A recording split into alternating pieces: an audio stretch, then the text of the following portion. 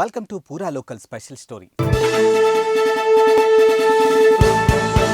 Parliament ఎన్నికల వేళ ప్రధాన పార్టీలు అధికారమే లక్ష్యంగా పావులు కదుపుతూ ఉన్నాయి. ఈ నేపథ్యంలో బీఆర్ఎస్కు గట్టి దెబ్బ తగిలింది. ఆ పార్టీకి చెందినటువంటి నేతలు వరుసగా షాక్లు ఇస్తుండగా ఎమ్మెల్సీ కవిత అరెస్టు జీర్ణించుకోలేని టాపిక్ గాను మారింది. అసలు కేసీఆర్ ఇప్పటి వరకు కవిత అరెస్టుపై స్పందించకపోవడంపై సర్వత్రా చర్చాంశనీయంగాను మారింది.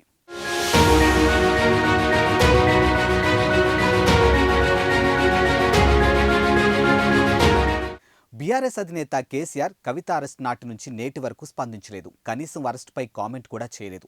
ఈ నేపథ్యంలో కేసీఆర్ రాజకీయ వ్యూహం రచిస్తున్నారా లేక ఈ విషయంపై రెస్పాన్స్ కావద్దని ఆలోచిస్తున్నారా అనేది ఉత్కంఠగాను మారింది. ఇక కుమార్తెకు బేడీలు వేసినా కుమార్తెను ఈడీ వచ్చి అరెస్ట్ చేసుకుని వెళ్ళినా ఆ మాట తీయలేదు కాదు కదా. అసలు కవిత గురించే ప్రస్తావించకపోవటం వెనుక మతలబేంటనేది ఆలోచించాల్సి ఉంది. ఈ నెల 15న ఎమ్మెల్సీ కవితను ఈడీ అధికారులు ఢిల్లీ నుంచి వచ్చి మధ్యాహ్నం వరకు సోదాలు చేసి అరెస్ట్ చేసి తీసుకెళ్లారు.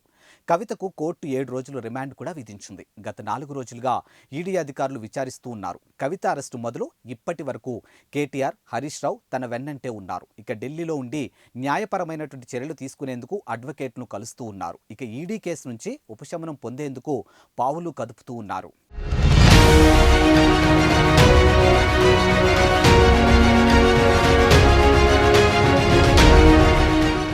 కేటీఆర్, హరీష్ రావు ఢిల్లీలోనే పాగా వేసి ప్రణాళికలు సిద్ధం చేస్తుండగా కవిత తండ్రి తెలంగాణ మాజీ ముఖ్యమంత్రి బీఆర్ఎస్ అధినేత కేసీఆర్ మాత్రం ఇప్పటికీ కవిత అరెస్టుపై రెస్పాన్సు కాలేదు. మొన్నటికి మొన్న బీఆర్ఎస్లో ఆర్ఎస్ ప్రవీణ్ చేరిన సందర్భంలో కూడా కవిత అరెస్టును కేసీఆర్ ప్రస్తావించకపోవడంతో బీఆర్ఎస్ శ్రేణుల్లో తీవ్ర నిరాశకు గురవుతున్నారట.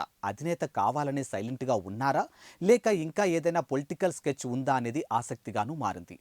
ఎమ్మెల్సీ కవిత ఢిల్లీ లిక్కర్ స్కామ్లో అరెస్ట్ అవుతుందని ముందుగానే కేసీఆర్కు తెలుసా లేక ఈడీ కవితను అరెస్ట్ చేసే అంత ధైర్యం చేయదు అనుకున్నాడా అనే ప్రశ్నలు లేవనెత్తుతూ ఉన్నాయి. ఆఖరికి కవిత రిమాండ్ ముగిసే వరకైనా కేసీఆర్ కవిత అరెస్టుపై స్పందిస్తారా లేక ఇదే సైలెన్స్ కొనసాగిస్తారా అనేది ఆసక్తిగాను మారింది.